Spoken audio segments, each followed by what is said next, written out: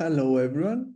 My name is Theodoros Papanikolaou, and I'm an assistant professor at the University of Patras in Greece. As you can see from the title of today's talk, we will see how primordial black holes can act as cosmic expansion accelerators. So today's talk is based actually on these two works here, published in collaboration with Kostas Dialektopoulos and Vasilis Zarikas. So let me start with a brief introduction regarding the physics and the motivation behind primordial black holes, which from now on I will call them PBHs. PBHs form typically in the early universe out of the collapse of enhanced cosmological perturbations when the energy density contrast of the collapsing overdensity region becomes greater than a critical threshold delta C, which depends on the equation of state of the universe at the time of PBH formation. At the end, one is met with the production of a primordial black hole with a mass of the order of the cosmological horizon mass, scaling inversely proportional with Hubble parameter. This is very important since it tells us that the earlier we form a black hole, the smaller its mass. Also, it's very important since depending on the time at which a black hole forms, one can probe a very different physics phenomenology.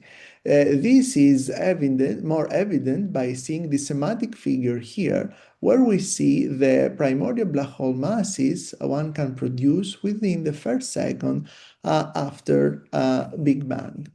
In particular, with very small black holes of the order of 10 to 5 grams, one can probe the physics of the early universe, namely the physics of inflation.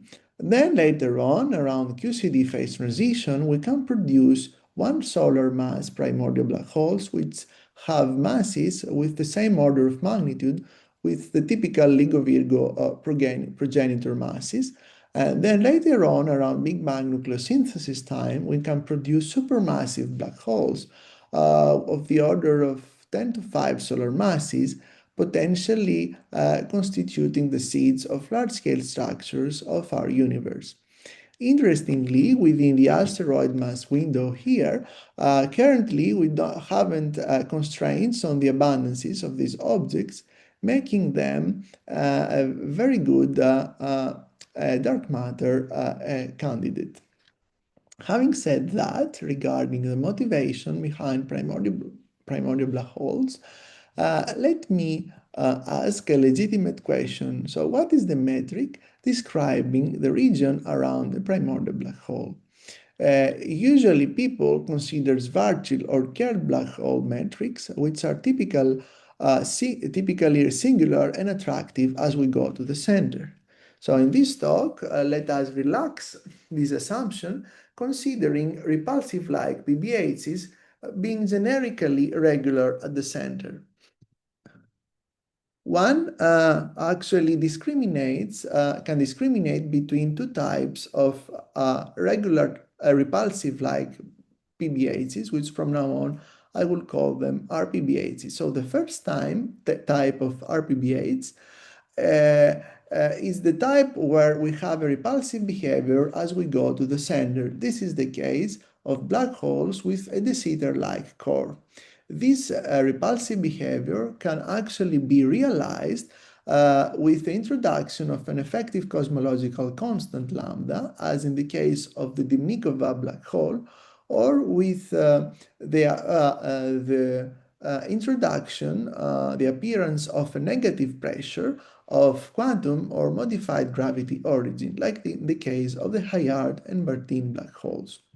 We also have a second type of RPBHs, which exhibit repulsive behavior at large distances. This is the case of the de Sitter-Schwarzschild black hole. Regarding the origin of this repulsive behavior, we should mention that such type of black holes can be naturally realized within theories of nonlinear electrodynamics, within loop quantum gravity, as well as within asymptotically safe gravity.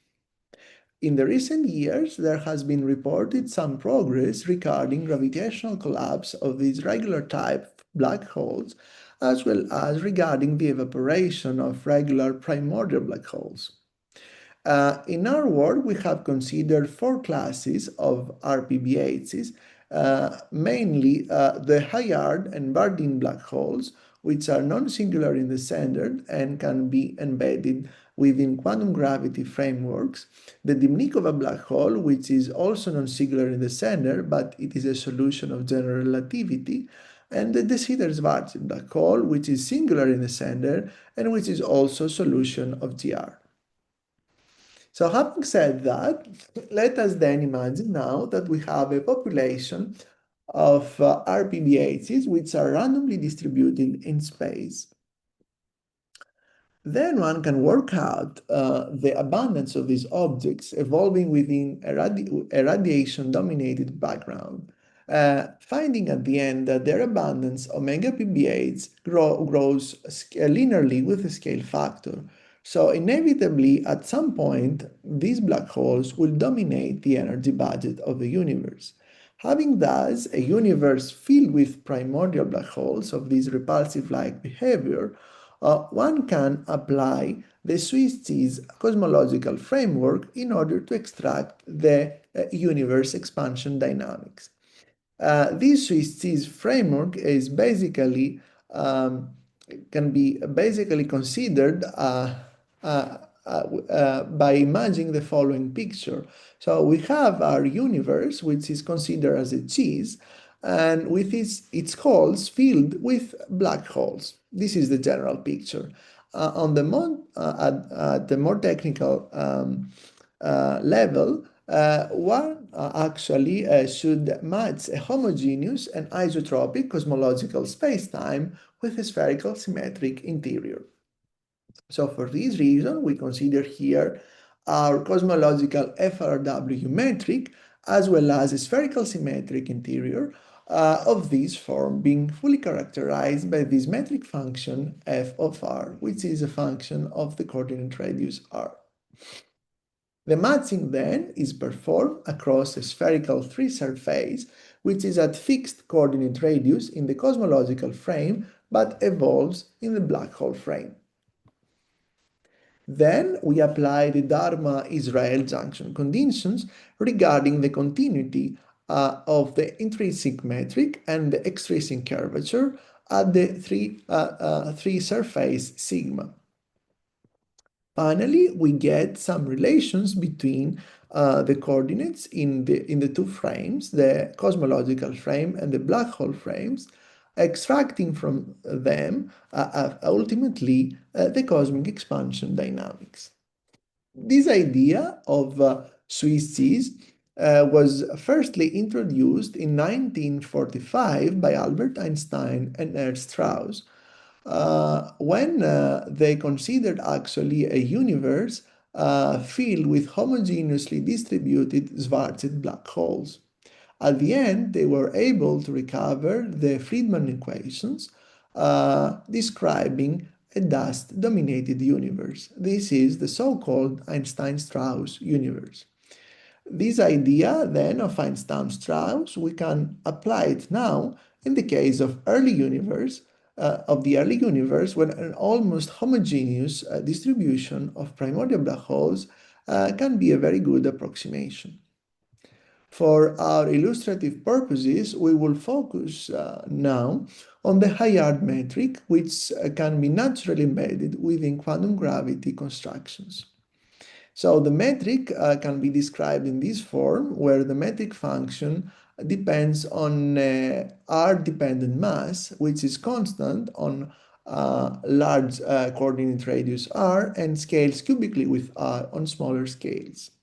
At the end, one can show that for black hole masses greater than a critical threshold, which depends on this regularization parameter L, which is introduced here to ensure the regularity of the metric on the center, the Hayward metric features inner and outer horizons at L and 2gm respectively. So at the end, if we apply the Swiss cheese matching, we will get the modified Friedmann equations reading in this way. Interestingly enough, from the first Friedmann equation regarding the Hubble parameter, we can see the appearance of an effective cosmological constant lambda depending on the regularization parameter L.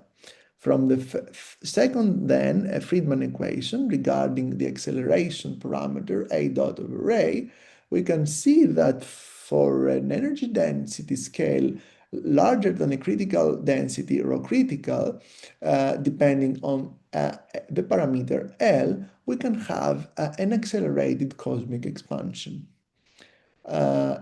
In more detail, if we solve the first Friedmann equation on large energy scales, we will be able to find that we are met with an exponential de Sitter-like expansion, which is now driven by repulsive-like primordial black holes and not by an inflaton field as usually considered in conventional cosmology. At the end, we can work out as well the evaporation process of these regular black holes, finding at the end that the evaporation scale of these black holes depends in this way on their masses and on the regularization parameter L. Now then, the crucial question to ask is when inflation ends. If we think more deeply, we will see that the energy density at the end of inflation within this scenario will be the maximum between the critical energy density, rho critical, and the evaporation and the energy scale at the end of PBHs evaporation, rho evap.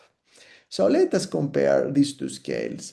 Here we plot the critical energy scale as a function of the regularization parameter for different values of the black hole masses, which here, as you can see, we consider them very small, below 10 to 8 grams, because we want them to evaporate before BBN in order not to disturb the standard thermal history of the universe. Interestingly enough, as we consider smaller and smaller masses of black holes, we have higher and higher critical energy densities close to the Planck scale. On the other hand, if we go now to the evaporation energy scale, we will see here from the color bar that it can acquire values up to 10 to 9 or 10 to 10 GeV, many orders of magnitude below the Planck scale. Here in the purple region, this purple region is excluded since their evaporation happens after BBN, and the green region is out of interest since there we have horizonless objects. So in this working with the Hayward metric, we found that rho critical is larger than rho evap, thus the inflation ends at the critical energy density rho critical. So to sum up, we have the following cosmological picture. So initially, we have a period of inflation of 40 to 60 folds driven by repulsive-like primordial black holes, which ends at the critical density rho critical.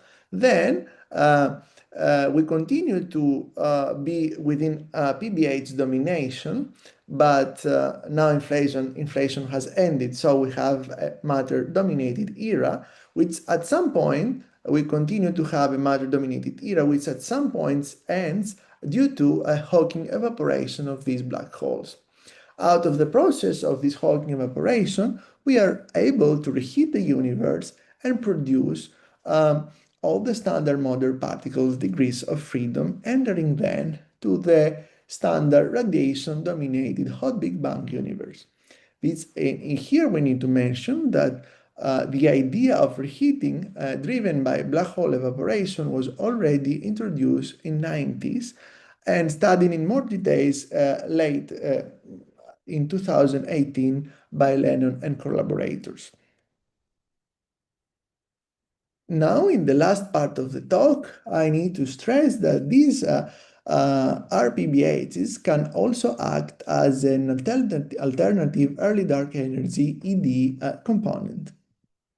In particular, if these black holes never dominate the energy budget of the universe, we should extend our Swiss cheese framework considering a spherical vacuole which is filled with both PBHs and radiation. So in this way, since we don't have a homogeneous Swiss model, we should extend in considering a Zacharias treatment, which is does not exist up to now to the best of our knowledge. So in order now to don't go to technical difficulties, we perform a more qualitative analysis by finding at the end that black holes which have a mass of 10 to 12 grams and evaporating slightly before matter radiation equality with an abundance within within this range below 0.5, one can get at the end a correct amount of early dark energy in form of RPBHs, which is consistent with constraints from CMB and large-scale structures. What is interesting here is that we can have EDE in form of black holes without the addition of exotic scalar fields. Interestingly, we need to mention that due to the fact that PBHs decay faster than radiation, we do not disturb the position of the CMB peaks and the growth of large-scale structures, and at the same time, we can have an increased value of the Hubble parameter at early times, alleviating in this way the Hubble tension. So let me conclude.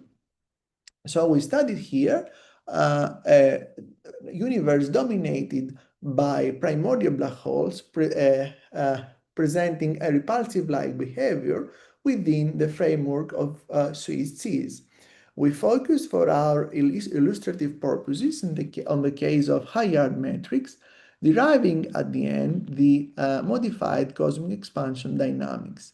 Interestingly, we found an exponential de Sitter-like expansion driven by ultralight primordial black holes.